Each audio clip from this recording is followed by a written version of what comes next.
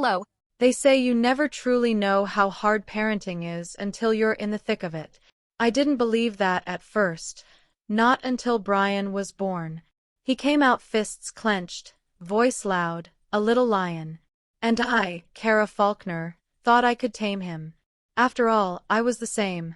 Stubborn, unyielding, always chasing the spotlight. What I hadn't anticipated was raising a mirror. From the moment Brian could talk, we fought. I mean real fights, dramatic, exhausting, full-volume arguments that turned every dinner into a debate and every school morning into a battlefield. "You're impossible," I would shout. "You always think you're right," he'd yell back. And we were both right. My husband, Nolan, was the buffer. Always calm, always soft-spoken, frustratingly so. He had this way of folding into silence whenever the house burned with emotion. "Just let him be, Kara," he'd murmur, but what he didn't understand was that letting Brian be was like letting a storm loose in the attic and pretending the roof wouldn't leak. I worked full-time marketing director for a boutique tech firm, and when I wasn't managing campaigns, I was managing Brian. The irony was cruel. At work, people listened. At home, I was constantly talking over a boy who was already too loud to hear. There were nights when I'd stand in the hallway outside his room, back pressed against the wall, fists clenched, breathing like I had just come up from underwater. I'd think, what if we never get past this? What if he grows up and moves out, and all I remember are the slammed doors and the sharp words? But then there were other nights. One evening, when he was 12 and furious over some rule I had laid down, no party, no exceptions, he stormed into the living room, chest heaving, eyes wet and wild. "You hate me," he shouted, voice cracking with adolescence. I stood my ground, hands on my hips. "I love you too much to let you be reckless." And then something unexpected happened. He didn't storm away. He walked to the couch, threw himself into it like a fallen soldier, and buried his face in a pillow. A second passed. 2. Then a muffled voice, "I don't know how to stop being mad at you." I sat beside him, unsure. Slowly, carefully, I reached over and placed a hand on his back. His breath hitched, like he hadn't expected tenderness from me. And I hadn't either. "Me neither," I whispered. It was our first real hug in years. Not the obligatory birthday side arm kind, but something real. His body was warm, tense, trembling. Mine was too. That night, as I sat awake in bed, Nolan beside me already asleep, I kept thinking about how much Brian reminded me of myself. The way he needed to be seen, heard, not corrected, not managed. Just seen. The years dragged forward, marked by milestones and more arguments. I was still the disciplinarian, the architect of his boundaries. Nolan stayed mostly in the background, a gentle presence who made waffles on weekends and told dad jokes that only made Brian roll his eyes. When Brian turned 14, something shifted. He grew taller than me, a half-inch maybe, but he held it like a flag of victory. And his voice, deeper. Sometimes when he shouted, I felt it in my ribs. But there were also these moments of near surrender. Like the afternoon he came home from school, bruised from a scuffle. He said it was over nothing, just some jerk talking trash. But I could tell, the way he sat slouched in the kitchen chair, arms crossed over his chest, hiding something. "You're not made of steel, Brian," I said, setting a glass of orange juice in front of him. He didn't look up. "I'm not crying. I didn't say you were." Silence.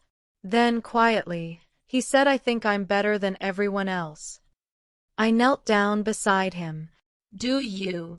He glanced at me then, lips twitching like he might smirk, but it faded. "Sometimes I wish I was normal." I touched his face, gently. "You are a firecracker in a world of sparklers. That's not a bad thing."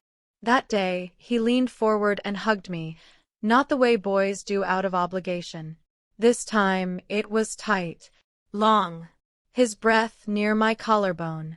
I could feel something loosening in me, a knot untangling. I didn't know what to make of it. The way I felt warm for hours afterward. The way my heart fluttered when he smiled at me differently the next day, like he saw me not just as his mother but as someone who got him. But I ignored it. Because that's what you do when something stirs that shouldn't. You pretend it's just a feeling. Nothing more. By the time Brian turned 15, the house had adjusted to his presence the way trees bend toward light. Nolan stayed his quiet self, the same as ever, while Brian and we evolved. We learned how to fight better. No more screaming matches that left us hollow. Now it was quieter, sharper, glances held too long, words with invisible barbs. But beneath the friction, something else had started to hum. Something neither of us spoke about.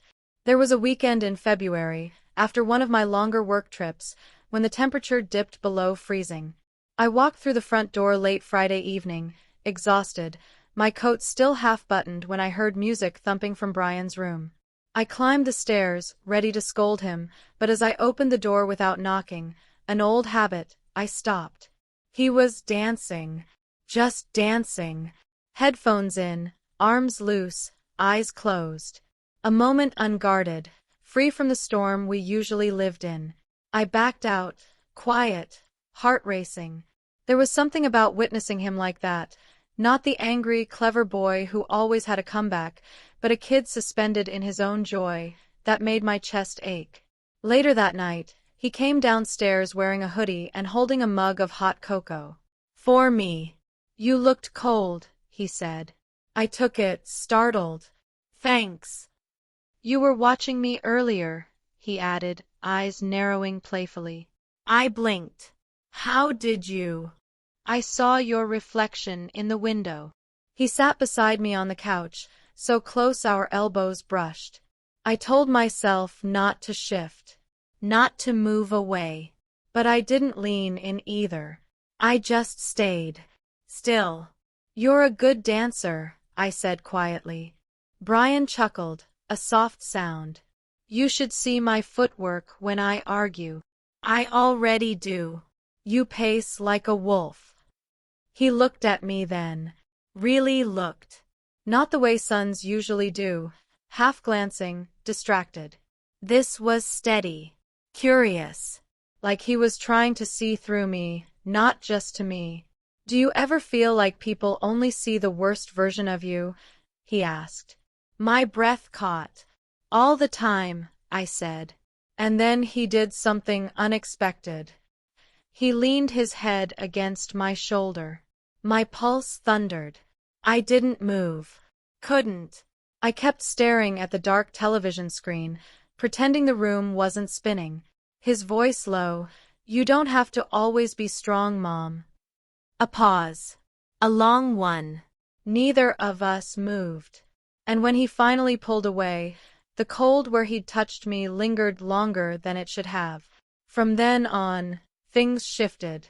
Subtly, but undeniably. He began walking beside me more often.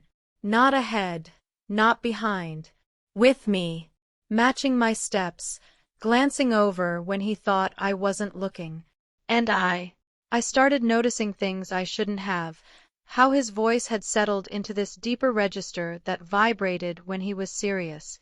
How his eyes, so much like mine, could burn or beg with equal intensity. Nolan was gone more often. Business trips, retreats, the sort of half-vacations that never included us. I didn't mind. I'd stopped needing his presence years ago. But it gave Brian and me more time. Too much time, maybe. There was a storm one night in April, the kind that rattled the windows and sent power lines swaying. The lights blinked out just after dinner. We lit candles, laughed through the dark, and huddled beneath blankets with old board games we never finished. He won at Monopoly. Of course. Always. When I yawned, leaning back into the couch, he grabbed the edge of the blanket and tugged it over both of us. I let it happen, even though part of me warned it was too much. Too close. But it was just cold enough that I stayed. He shifted once, a little, so that his thigh pressed against mine, his shoulder brushed mine, and his breath was right there, soft against the space near my cheek. "I used to hate you," he whispered. "You know that, right?" I smiled faintly. "I know. I hated you too." His laugh was short, surprised. "Seriously?" I nodded. "We're too alike." "That's why it hurts so much," he said. "Every time we fought, it felt like fighting myself." The honesty stung. In a good way. I turned to look at him, inches between us. I could smell the peppermint of his toothpaste. And then he leaned in. Just the smallest tilt of his head. His lips brushed the corner of my mouth. A second. A single, shocking second. He pulled back so fast I barely had time to register it. "I'm sorry," he whispered. I didn't." I shook my head, heart galloping. "We're tired," I said quickly, my voice trembling despite the calm I tried to summon. "It's the storm. The dark." But he looked at me differently now. Like he saw something he hadn't dared believe until just then. And I saw it too. Whatever it was, this strange, impossible bond, it had always been there. We just hadn't named it. And maybe we never would. We never talked about that night again. I didn't bring it up, and neither did Brian. The next morning, he was back to being sarcastic and loud, arguing over the last waffle like nothing had happened. But his eyes kept flicking to me, quick glances, like he was searching for signs that something had changed. Something had. But I wasn't ready to admit it. The truth was, we had reached a place where words didn't suffice. Everything between us now lived in the spaces, the pause after a shared joke, the way we moved around each other in the kitchen, brushing fingertips by accident and pretending it meant nothing. One Saturday in early May, Nolan was gone again. A leadership seminar in Denver, something he insisted was vital for staying connected to corporate vision. Brian and I were home alone. The weather was warm, the kind that begged for open windows and music drifting lazily through the air. I was cleaning out the hallway closet when he found me, dust on my jeans and my hair pulled back into a haphazard ponytail. "You're a mess," he said, leaning against the doorframe with a smirk. "You could help, you know. Why ruin the show?" I threw a shoe at him.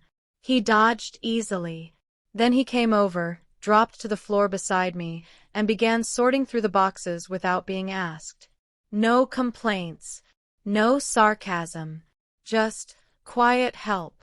It felt intimate in a way that made my skin feel too tight. We found old photos, some of him as a baby, others from Nolan's early business trips. Brian studied them like artifacts, turning them in his hands with reverence. "He never really knew me," he said suddenly.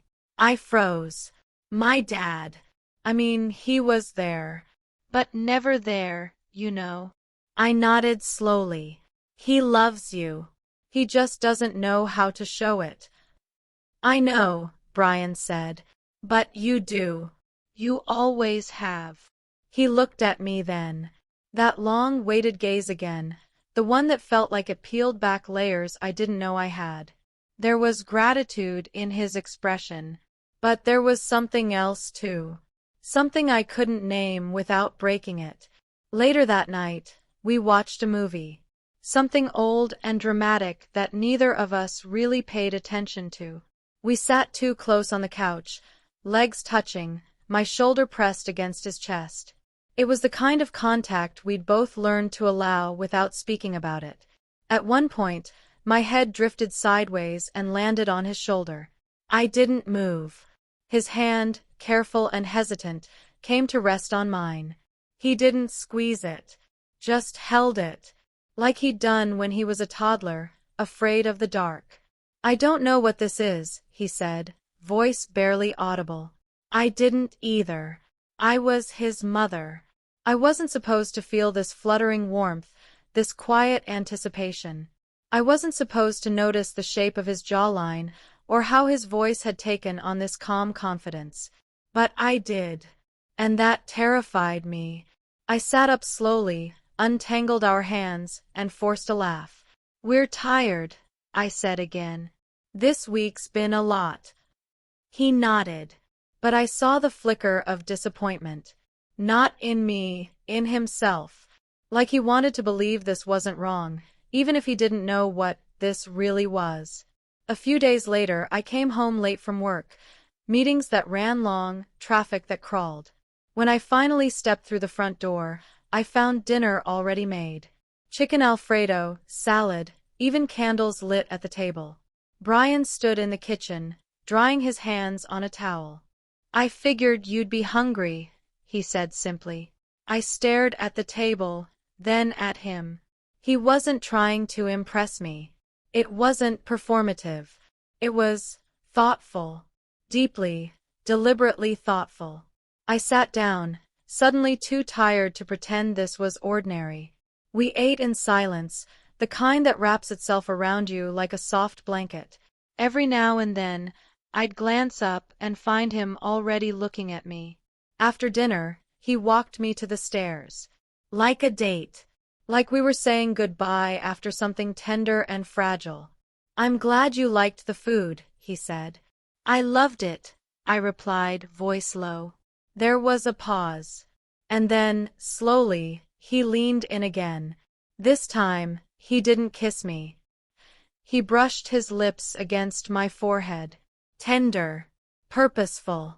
But he lingered. Just a second too long. I felt it everywhere. Good night, Mom, he whispered. I stood there long after he left. Heart pounding. Stomach tight. That kiss shouldn't have felt the way it did. But it did. And that scared me more than anything else. After that night, something fragile settled between us. Not a wall, exactly, but a veil. Thin enough to see through, thick enough to pause you before crossing. I threw myself into work. I took on extra campaigns, stayed late at the office, scheduled back-to-back calls so I wouldn't come home before sundown. Nolan noticed, of course. He asked once if everything was all right, but I brushed him off with a tight smile and a vague comment about deadlines. He didn't ask again. Brian was quieter, too. Still there, still helpful, but no more movie nights, no more cooking dinner unprompted. He kept to his room, the door half open, an invitation to speak, but only if I dared to cross into whatever space we'd both been avoiding. I didn't dare. Until one afternoon, 2 weeks later. I had come home early, unexpectedly. A power outage at the office had sent everyone packing, and for once, traffic was merciful. The house was quiet when I entered, the kind of quiet that felt expectant. I found him in the garage, hands dirty, sweat streaking his temple, working on the bike he'd been fixing up all year. He didn't hear me at first. Looks good, I said, leaning against the doorframe. He turned, wiping his forehead. Didn't expect you home so early. Didn't expect to see you working on this without music blaring, I replied. Brian grinned, just for a second, and I felt something warm break loose in my chest. I stepped closer, and the scent of motor oil mixed with that familiar undercurrent of peppermint gum and soap. He straightened, wiping his hands on a rag, suddenly awkward again. I missed you, he said. My breath caught. It wasn't the words. It was the way he said them, without weight, without drama. Just truth. I missed you too, I admitted. The silence after was heavy. He looked at me then, really looked. That gaze that had grown older, deeper, since the stormy days of childhood arguments. He wasn't a boy anymore. But he wasn't quite a man in my eyes either. He was Brian. Mine. We both moved at the same time, him reaching, me stepping forward, and somehow we were hugging before my mind caught up. His arms wrapped around me, firm but gentle, and I melted into him without thinking. This time, there was no need to pretend it was cold. I buried my face against his shoulder. He was taller now. Stronger. But he held me like I was the one holding everything together. I don't want to mess anything up, he whispered near my ear. You won't, I said, even though I wasn't sure if that was true. We stood like that for a long time, wrapped in warmth neither of us knew how to name.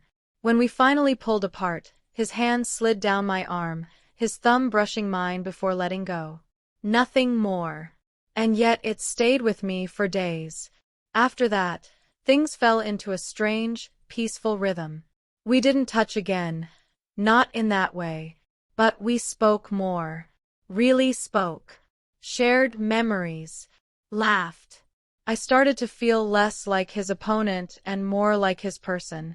The one he trusted. And in return, he became the person I turned to when Nolan's absences grew too long, too frequent. When work drained me, when the world felt too loud. One night, near the end of summer, I found Brian sitting on the back porch, staring up at the stars with that contemplative look he'd inherited from me. I joined him without a word. We sat side by side, our hands nearly touching, the air humming with quiet connection. "I used to think we'd never get along," he said softly. So did I. "But I think this is better." I looked over, surprised. "What is us now?" "It's better because it's real. It's not perfect, but it's real." I reached for his hand. Just once. Just briefly. And this time, it was just a mother holding her son's hand. Warm. Safe. Nothing unspoken beneath it, or maybe just enough to remind us that sometimes love doesn't need to be labeled to be understood. He squeezed once, then let go, and I smiled into the dark, knowing that whatever fire lived in us, it had finally found a place to rest. Bye.